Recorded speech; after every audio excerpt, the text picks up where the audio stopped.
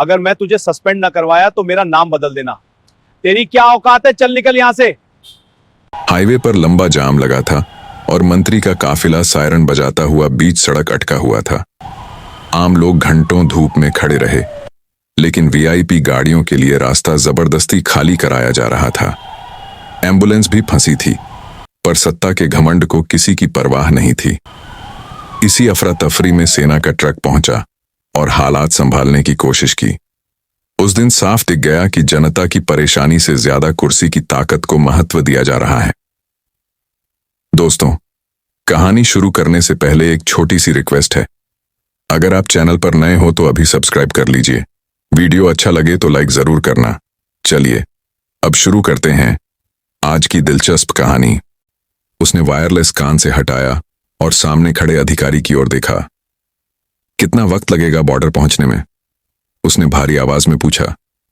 Sir, सीधे गए तो 3 घंटे, रास्ता खाली मिला तो 2.5 में भी पहुंच सकते हैं। बलवंत की आंखों में चिंता थी। तभी तेज कदमों की आहट हुई। एक जवान सलामी ठोकते हुए बोला, सर, सारे जवान तैयार हैं, 15 ट्रक भर चुके हैं, गोला बारूद, मेडिकल यूनिट सब रेडी। विक्रम ने नक्शे पर उंगली रखते हुए कहा, बॉर्डर पर बहुत बुरा हाल है। दुश्मन ने अचानक भारी हमला किया है। हमारी पोस्ट नंबर 17 और 18 पर सीधा मोर्टार गिरा है। कितनी ताकत है सामने? बलवंत की आवाज और सख्त हो गई। सर, अभी तक की रिपोर्ट के मुताबिक 3 जवान शहीद, 7 गंभीर घायल, लेकिन दुश्मन पीछे हटने को तैयार नहीं। कुछ पल के लिए सन्नाटा छा गया। बलवंत ने गहरी सांस ली। सुनो सब लोग, हम सिर्फ एक लड़ाई नहीं लड़ने जा रहे। वहाँ हमारे भाई खड़े हैं, उन्हें हमारी जरूरत है। 3 घंटे बहुत हैं, हमें जल्दी पहुंचना होगा।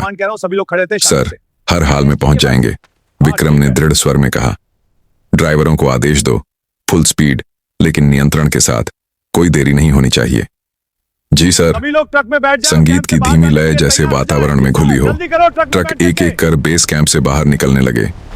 सायरन की आवाज रात की खामोशी चीर रही थी। पहली बार युद्ध में जा रहा जवान अर्जुन अपने साथी से बोला, भाई, पहली बार जंग में जा रहा हूं, दिल तेज धड़क रहा है। उसका साथी मुस्कुराया। डर सबको लगता है, लेकिन हम फौजी हैं, डर को जेब में रखकर आगे बढ़ते हैं।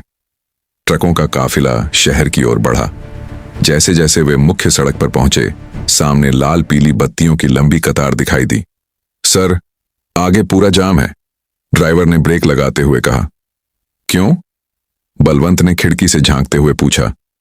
एक सिपाही दौड़ता हुआ आया।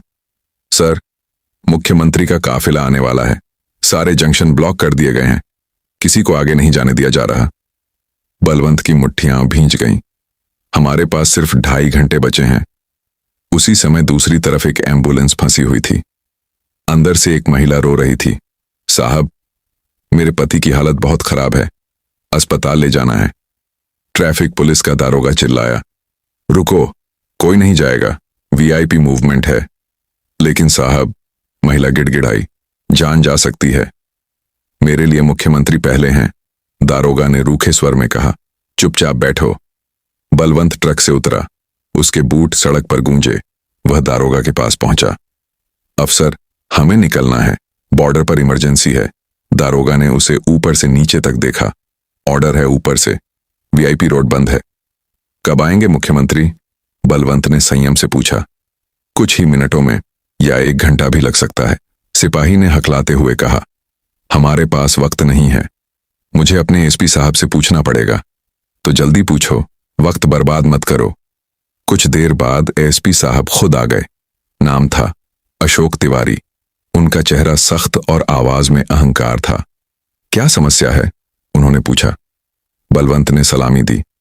सर, बॉर्डर पर हमला हुआ है, हमें तुरंत निकलना जरूरी है। तिवारी हंसे। इमरजेंसी रोज होती है, मुख्यमंत्री का निकलना भी इमरजेंसी है। सर, वहां हमारे जवान मर रहे हैं। जवान रोज मरते हैं, तिवारी ने ठंडी आवाज में कहा, लेकिन मुख्यमंत्री रोज नहीं निकलते। यह सुनते ही आसपास खड़े लोगों में हलचल हुई। कुछ मोबाइल निकालकर वीडियो बनाने लगे। बलवंत की आंखों में आग थी, लेकिन आवाज शांत। सर, हम बॉर्डर पर इसलिए खड़े रहते हैं ताकि यहां आप सुरक्षित रह सकें, आपका परिवार चैन से सो सके। हमारी जिम्मेदारी देश है, किसी एक व्यक्ति का काफिला नहीं। तिवारी तमतमा गए। तुम मुझे सिखाओगे? यहां मेरा राज चलता है। एक कदम आगे बढ़ाया तो गिरफ्तार कर लूंगा। भीड़ में से आवाज आई, इनको जाने दो, ये देश के लिए जा रहे हैं। एम्बुलेंस वाली महिला भी चिल्लाई, साहब इन्हें जाने दीजिए। तिवारी ने गुस्से में कहा, बैरिकेड लगाओ, कोई आगे नहीं जाएगा। बलवंत अपने जवानों की ओर मुड़ा, किसी से भिड़ना नहीं है, धीरे धीरे रास्ता बनाओ, किसी को चोट नहीं लगनी चाहिए। ट्रक धीरे धीरे आगे बढ़ने लगे। पुलिस वाले घबरा गए, रुको वरना गोली चला दूंगा, तिवारी चिल्लाए। बलवंत ने सीधा उनकी आंखों में देखा, गोली चला लीजिए, असली गोलियों का सामना हम रोज करते हैं। तभी दूर से लाल बत्तियों का काफिला आता दिखा। मुख्यमंत्री का वाहन बीच में था। मुख्यमंत्री रघुवीर सिंह खिड़की से बाहर झांक रहे थे। गाड़ी रुकते ही वे उतरे। यह क्या हो रहा है? तिवारी दौड़ते हुए पहुंचे। सर, आर्मी के लोग जबरदस्ती जा रहे हैं। रघुवीर सिंह ने बलवंत को घूरा, तुम्हारी हिम्मत कैसे हुई मेरे काफिले के सामने आने की? बलवंत ने सलामी दी। सर, बॉर्डर पर युद्ध चल रहा है, हमें तुरंत पहुंचना है। जवान रोज लड़ते हैं, मुख्यमंत्री ने तिरस्कार से कहा, लेकिन मुख्यमंत्री रोज नहीं निकलता। भीड़ में सन्नाटा छा गया।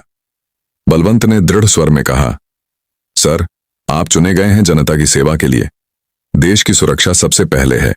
मुख्यमंत्री भड़क उठे, मुझे मत सिखाओ, यहां जो मैं कहूंगा वही होगा। पांडे, इन सबको गिरफ्तार करो। कुछ जवानों को घेर लिया गया।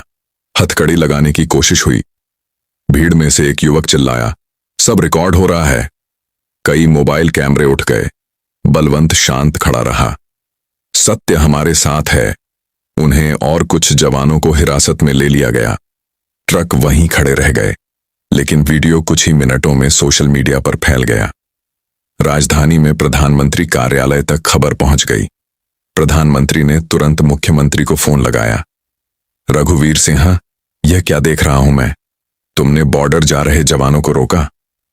सर, उन्होंने नियम तोड़े। नियम देश की रक्षा से ऊपर नहीं होते। फोन पर कड़क आवाज गूंजी, तुम्हें तुरंत पद से हटाया जाता है, जांच होगी। मुख्यमंत्री के हाथ से फोन गिर गया। उधर आदेश आया, जवानों को तुरंत रिहा करो। बलवंत और उसके साथी छोड़े गए। भीड़ ने तालियां बजाईं। एम्बुलेंस को भी रास्ता मिला। महिला रोते हुए बोली, सर, आपकी वजह से मेरे पति की जान बच जाएगी। बलवंत ने बस इतना कहा, हम सब अपना अपना फर्ज निभाए तो देश सुरक्षित रहेगा। ट्रक फिर से आगे बढ़े। सर, अब सिर्फ 1.5 घंटा बचा है, विक्रम ने घड़ी देखते हुए कहा। बलवंत ने वायरलेस उठाया, मेजर आरिफ, सुनाई दे रहा है? कुछ सेकंड खामोशी रही, फिर आवाज आई, सर, हमने दुश्मन को पीछे धकेल दिया है। 3 घंटे से लड़ रहे थे, जीत हमारी हुई। शाबाश। बलवंत की आंखें भर आईं। कितने शहीद? सर, 5 और जवान। कुछ पल मौन रहा। उनकी शहादत व्यर्थ नहीं जाएगी, बलवंत ने धीमे स्वर में कहा। हम जल्द पहुंच रहे हैं। ट्रक रात के अंधेरे में बॉर्डर की ओर दौड़ रहे थे। हर जवान के मन में एक ही बात थी, देश पहले। और शहर की सड़कों पर लोग एक दूसरे से कह रहे थे, देश की रक्षा सिर्फ सीमा पर नहीं होती, सही समय पर सही आवाज उठाने से भी होती है। रात गहरी हो चुकी थी। आसमान में बादल नीचे झुक आए थे और दूर कहीं गोलियों की चमक बिजली की तरह टिमटिमा रही थी। कर्नल आदित्य राणा के ट्रक अब शहर की सीमा पार कर चुके थे। सड़क खाली थी, लेकिन हर चेहरे पर थकान और चिंता साफ दिख रही थी। सर, जीपीएस के मुताबिक हम बॉर्डर से 40 किलोमीटर दूर हैं। मेजर आरिफ खान की आवाज वायरलेस पर आई। स्पीड बरकरार रखो, आदित्य ने कहा, लेकिन सावधानी से, दुश्मन ने रास्तों पर भी नजर रखी हो सकती है। ट्रकों की हेडलाइट्स अंधेरे को चीरती हुई आगे बढ़ रही थीं। जवानों के चेहरों पर दृढ़ निश्चय था। अर्जुन, जो पहली बार युद्ध में जा रहा था, खिड़की से बाहर देख रहा था। उसके मन में घर की तस्वीर घूम रही थी, मां का चेहरा, छोटी बहन की हंसी। तभी उसके बगल में बैठे हवलदार सूरज ने उसके कंधे पर हाथ रखा। डर लग रहा है? अर्जुन ने हल्की मुस्कान दी। थोड़ा सा, सूरज बोला। जब गोलियां चलेंगी ना, डर अपने आप भाग जाएगा, तब सिर्फ देश याद रहेगा। करीब 1 घंटे बाद ट्रक अचानक धीमे हो गए। सर, आगे का पुल आधा टूटा हुआ है, ड्राइवर ने चिल्लाकर कहा। आदित्य तुरंत नीचे उतरे। टॉर्च की रोशनी में देखा, दुश्मन की ओर से गिराया गया छोटा विस्फोटक पुल के किनारे को उड़ा चुका था। बड़े ट्रक सीधे नहीं जा सकते थे। सर, अब? विक्रम ने पूछा। आदित्य ने कुछ सेकंड सोचा। हल्के ट्रक पहले निकलेंगे, भारी सामान छोटे वाहनों में शिफ्ट करो, समय कम है। जवान तुरंत काम में लग गए। रात के सन्नाटे में हथौड़ों और लोहे की आवाज गूंजने लगी। हर सेकंड की कीमत थी। उधर बॉर्डर पोस्ट पर मेजर आरिफ और उनकी टीम अभी भी तैनात थी। चारों ओर धुआं था, जमीन पर बारूद की गंध फैली थी। सर, दुश्मन फिर से मूवमेंट कर रहा है, एक सिपाही ने बताया। सभी मोर्चे तैयार रखो, राणा सर रास्ते में हैं, आरिफ ने जवाब दिया। गोलियों की बौछार फिर शुरू हो गई। जवान रेत की बोरियों के पीछे से जवाबी फायरिंग करने लगे। इधर पुल पार करने में करीब 20 मिनट लग गए। ट्रक फिर से तेजी से बढ़े, लेकिन मुश्किलें खत्म नहीं हुई थीं। अचानक सामने पहाड़ी रास्ते पर पत्थर गिरा दिए गए थे। यह तो साफ है कि दुश्मन हमारी मूवमेंट जानता है, विक्रम ने दांत भींचते हुए कहा। आदित्य की आंखों में चमक आई। इसका मतलब है कोई अंदर से खबर दे रहा है, लेकिन अभी उस पर सोचने का वक्त नहीं। रास्ता साफ करो। जवानों ने मिलकर पत्थर हटाने शुरू किए। कुछ स्थानीय ग्रामीण भी मदद के लिए आ गए। एक बूढ़े किसान ने कहा, बेटा, आप लोग हमारे लिए जान देते हो, हम इतना तो कर ही सकते हैं।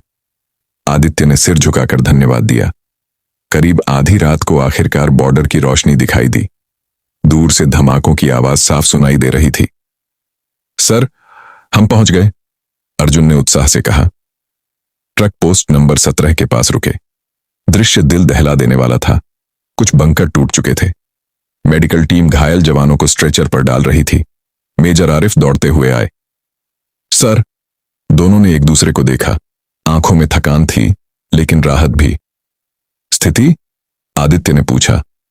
सर, दुश्मन ने 3 तरफ से घेरने की कोशिश की थी। हमने उन्हें रोक लिया, लेकिन गोला बारूद कम पड़ रहा था। अब कमी नहीं होगी, आदित्य ने कहा। सभी यूनिट्स अपनी अपनी पोजीशन लें। आज रात हम उन्हें जवाब देंगे। जवानों ने तेजी से मोर्चा संभाल लिया। नए हथियार बंकरों तक पहुंचाए गए। मशीन गनें फिर से तैनात की गईं। अचानक दुश्मन की ओर से फ्लेयर छोड़ा गया। आसमान सफेद रोशनी से भर गया। सब नीचे, आरिफ चिल्लाए। धमाका हुआ। जमीन कांप गई। अर्जुन पहली बार इतनी नजदीक से विस्फोट देख रहा था। उसका दिल तेजी से धड़कने लगा। आदित्य उसके पास पहुंचे। सिपाही अर्जुन। जी सर, यह तुम्हारा पहला युद्ध है। याद रखो, तुम अकेले नहीं हो, पूरा देश तुम्हारे साथ है। अर्जुन ने सिर हिलाया और मशीन गन संभाल ली। रात के 2 बजे जवाबी हमला शुरू हुआ। आदित्य ने रणनीति बदली। उन्होंने 2 टुकड़ियों को पहाड़ी रास्ते से घेराबंदी करने भेजा।